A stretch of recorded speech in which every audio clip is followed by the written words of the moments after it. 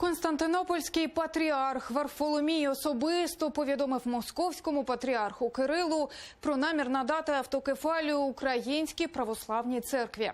Таку заяву після від'їзду Кирила зробив представник Константинопольського патріарха митрополіт Гальський Еммануїл. Він підкреслив, уникнення церковного розколу в Україні дуже важливе для Вселенського патріарха.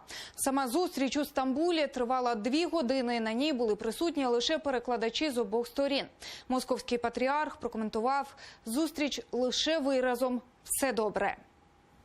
В процессе переговоров патриарх Кирилл предложил Варфоломею собрать международную конференцию, вынести тему украинской автокефалии на международное православное обсуждение.